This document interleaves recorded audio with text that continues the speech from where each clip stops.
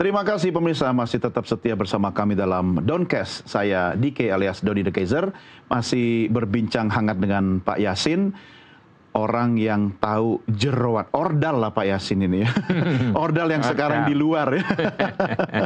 Pak Yasin, saya mau pertajam sedikit dari soal karakter ya. Karena kan sesuatu yang kita lakukan itu menjadi kebiasaan lama-lama jadi karakter kita kan. Taruhlah kita sebenarnya korupsi itu sudah jadi kebiasaan kita sehari-hari dari kita kecil. Korupsi waktu kita sekolah, belajar ya. Banyak hal ya dalam kehidupan kita. Menurut Anda, bukankah itu harus mengubah atau memutus satu generasi mungkin sehingga membuat budaya baru yang akhirnya kita bisa mengubah kebiasaan korupsi itu menjadi takut atau tidak korupsi. Apa yang bisa Anda sampaikan soal ini, Pak? Ya, kalau kita mengambil lesson learn dari negara-negara yang berhasil di dalam mencegah korupsi dan memberantas korupsi, itu yang dikedepankan itu pertama itu ada 3 bidang, yakni dari bidang pendidikan, kemudian dari bidang perbaikan sistem, itu dalam hal ini adalah pencegahan.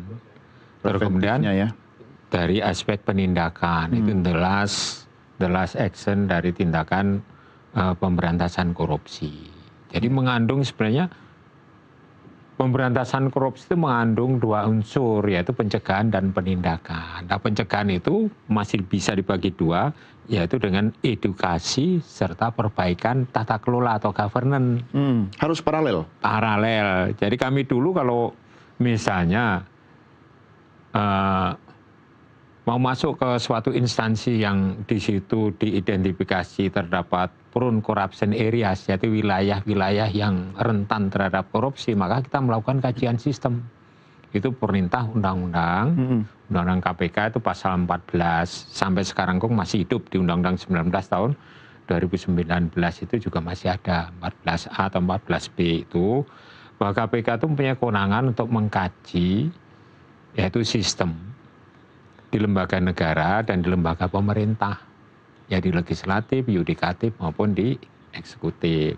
Kita membahas anggaran, bea cukai, Kementerian Agama, Kementerian Tenaga Kerja, di Kementerian Kehutanan, dan yang lain-lain banyak tuh kajian kita itu yang berkaitan dengan pembenahan governance-nya, tata kelolanya, bisnis prosesnya, dari aspek regulasi, dari aspek SDM-nya, dari aspek budayanya. Nah, itu kita memberikan rekomendasi yang implementatif. Nah, itu suruh melaksanakan, misalnya haji dulu. Kita kaji ada 48 titik temuan yang berpotensi menimbulkan korupsi. Kami masih di KPK. Atas persetujuan dari 5 pimpinan, ya Pak Yasin aja yang mengundang. Oh ya, kami undang sebagai wakil dari 5 pimpinan. Semuanya itu sebutannya kan pimpinan, itu 5 orang itu. Nah, kami menemui Pak Menteri Agama bersama jajaran eselon 1 semuanya itu. Saat itu adalah Pak Surya Dharma Ali. Pak, ini hasil kajian sistem di KPK, tim kami menemukan 48 wilayah atau areas yang berpotensi itu bisa menimbulkan korupsi apabila tidak segera dibenahi. 48 area itu banyak atau biasa? Ya banyak. Banyak ya? Karena satu area nilainya bisa fantastis begitu Pak ya? Nggak, kegiatan bisnis proses itu. Iya, yang berpotensi ya, berpotensi korupsi ini. Ya masalah pengadaan, misalnya akomodasi, catering, masalah yang lain-lain termasuk di sistem informasi haji itu bisa dipindah-pindah gitu. Oh ya? Iya, yang antriannya yang seharusnya tuh sekian tahun bisa dinaikkan apa itu. Nah, itu ada duitnya. Oh, berarti bisa diatur bisa diatur dong yang saat itu sehingga perlu harus dievaluasi. Kami dulu sebagai irjen dari 2012 lah sampai terakhir itu serah terimanya tahun 2017, efektifnya 2016 akhir ya gitu. Selalu melakukan suatu pemeriksaan di Siskohat itu. Kita datangi komputernya. Itu nggak ada yang melakukan penyimpangan mendahulukan yang antriannya sebenarnya lama, dibuat pendek, itu nggak ada. Takut kena sanksi dari Ijen, takut dipecat kan. Karena begitu. Diperiksa secara berkala. Ya, berkala. Sehingga transaksi duit yang berkaitan dengan pindah-memindah itu, data itu tidak bisa. Iya. Ini kan terjadi juga di bea cukai ini. Rule setnya dipindah 70%, akhirnya barang yang seharusnya tidak masuk menjadi masuk. Ini sekarang ini terjadi. Wah, ini kalau bicara bea cukai, Pak Yasin kayaknya ada hubungan emosional khususnya. Pak, coba cerita dong soal bea cukai ini. Ini awal Februari ini kan juga ada kasus bea cukai ini. Jadi begini, sebenarnya kita bukan kok serta-merta itu mengarah ke sana, itu bukan. Jadi melalui kajian sistem mengenai tata kelola di bea cukai, khususnya ya apa itu namanya pengelolaan barang impor, terus kemudian antrian kapal yang akan loading itu unloading lah khususnya itu. Terus kemudian kok disertai dengan praktek-praktek korup di situ. Dilakukan kajian sistem dan rekomendasinya sudah disampaikan, antara lainnya yaitu menggunakan sistem yang elektronik lah. Kalau misalnya di Singapura itu kan ada TradeNet itu. Semua pakai interbank dan pakai giro, itu semua pembayarannya. Jadi tidak lewat transaksi loket itu tidak ada. Masuknya barang, indikasi sesuai dengan apa yang tertera dalam bill of lading apabila itu melalui laut ya. Itu sudah terbreakdown tuh jenis barangnya melalui invoice dan istilahnya packing listnya itu barang-barang apa itu terlarang atau tidak, tarifnya sesuai dengan harmonized system atau kode dari barang yang masuk itu kan ada kode masuknya itu. Ini berapa tarifnya? Ini termasuk fast track program atau normal track, itu tuh ada semua tuh. Kalau di lingkungan ASEAN tuh ada itu. Kalau berasal dari luar ASEAN itu sedikit lebih tinggi misalnya. Nah itu diabaikan gitu. Kita sarankan untuk itu dipenuhi. Tapi sampai sekarang itu saya 2008 tuh masuk ke kantor bea cukai Tanjung Priok. Setelah kita melakukan kajian sistem, tapi suara yang menggema dari Direktorat Jenderal Bea Cukai itu, KPK jangan menyudutkan Direktorat Jenderal Bea Cukai korup dong, buktikan dong kalau memang kita korup. Ya, baru kajian sistem udah nyebut-nyebut kami itu korup. Korup yang mana gitu. Nah informasi dari tim kami, tuh Pak Yasin pada waktu masih direktur di KPK kan setuju kita itu mau menangani kasus korupsi yang ada di bea cukai. Itu belum berhasil karena pimpinan KPK pertama hati-hati. Jadi kita harus berdasarkan due process of law menangani kasus itu. Kita serta-merta itu menggerutuk ke sana itu apa dasarnya. Nanti kita bisa balik dituntut hukum, disu oleh pihak mereka. Kita harus hati-hati. Kita ini lembaga baru, gitu. KPK kan lembaga baru. Sekali berbuat salah nanti muncul apa yang disebut dengan public distrust, ketidakpercayaan publik kepada KPK. Akhirnya setelah saya terpilih jadi salah satu pimpinan sebagai komisioner, ya maka kita mencari cara yang ini bisa katakanlah dianggap tidak menyalahi prosedur hukum. Kami bekerja sama dengan Direktorat Jenderal Bea Cukai, dirjennya kami undang. Waktu itu adalah Pak mantan Menteri Menpan zamannya Pak Gus Dur Pak Anwar Supriyadi. Nah, beliau juga ya istilahnya berat, tapi ini kan hasil dari kajian sistem kita kan menunjukkan bahwa ini ada bukti bahwa ada korupsi di bea cukai Pak.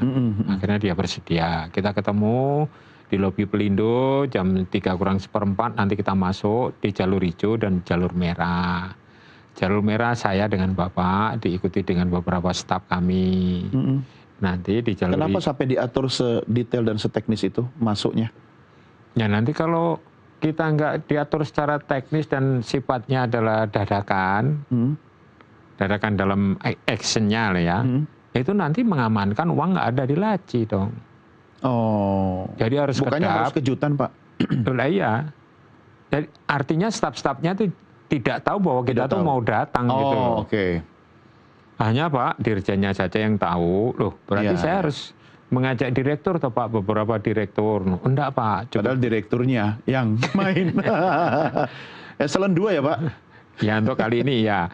Terus kemudian Saya bilang Pak, staf saja, pengawas internal sajalah, 2. 1 di jalur hijau, 1 di jalur merah. Nanti yang jalur merah menemani Bapak dan saya masuk di lantai 3. Nggak boleh bocor itu? Nggak boleh bocor. Dan apa maksudnya juga nggak boleh bocor. Tapi lihat Pak Yasin masuk halaman aja orang udah, waduh, orang KPK. Makanya kita masuknya dari Pelindo. Iya. Di lobi Pelindo tuh baru naik. Tepat jam 3 kita buka pintu. Kenapa harus jam 3, Pak? Nah, kesepakatan kita dengan tim, kan kita membuat tim 50 orang. Oh, bukan kena itu jam-jam yang orang tidak terlalu sibuk atau gimana? Oh ya, bagus ini anunya, evaluasinya. Jadi kami itu mendengar informasi dari jajaran bahwa ada Pak setiap hari Jumat, dikala orang-orang laki-laki itu menunaikan ibadah Jumatan, ada seorang perempuan yang ditugaskan menghitung amplop itu. Waktu sholat Jumat, laki-laki semua sholat Jumat, ada perempuan yang menghitung uang di suatu ruangan tertutup. Uang apa itu? Ya, uang hasil dari setoran-setoran dari katakanlah ekspedisi tadi, perusahaan-perusahaan itu, broker lah begitu ya. Itu importir gitu. Itu ada semua menghitung. Nah, makanya kita bisa menghitung dari kalau 1 bulan itu bisa mencapai 47 sampai 50 itu dilihat dari isinya. Isi amplop itu berapa per orang yang dibagi. Itu loh. Itu sempat bocor ke orang yang menerima dan disampaikan kepada tim kami, kira-kira isinya sekian-sekian per harinya. Berapa per hari, Pak? Hah? Berapa per bulan kita menghitungnya, 47 miliar. 47 miliar per bulan ya? Per bulan itu rata-rata, dengan frekuensi barang masuk lah ya. Udah nggak muat Pak per hari itu di amplop, dikresek atau di paper bag kayaknya itu. Ya nyatanya waktu kita penggeledahan ada yang di raket, golf, ada raket, yang ada di mobil, ada yang di bawah karpet mobil, uang itu. Yang Anda temukan itu Pak, yang menakjubkan itu di tempat-tempat seperti apa Pak? Kalau laci meja kerja mungkin biasa lah Pak ya? Ya di dalam mobil. Dalam mobil pribadi? Di dalam mobil pribadi. Bukan mobil plat merah kan? Mobil pribadi itu begini maksudnya, bahwa memang uang itu dipasok oleh juru parkir. Jadi kunci mobil waktu datang pagi itu dititipkan. Nanti kalau ada uang nitip uang dimasukkan ya. Jadi sampai tingkat level bawah pun itu bekerja sama. Everybody happy. Ya, sampai tukang parkir pun juga bagian dari. Terus cleaning service itu, bellboy pun juga dibagi tugas begitu. Di saat kita sibuk nanti kamu yang terima. Kemana diserahkan ke koordinator, ini loh koordinatornya. Dari siapanya nanti kamu nanya. Diarahkan kemana misalnya. Nah, kalau ada yang tidak mau ketahuan itu pakai helm di pom bensin terimanya, janjiannya itu seperti itu. Itu bisa diketahui dari hasil ya penyadapan KPK, tahapan penyelidikan itu seperti itu. Di jam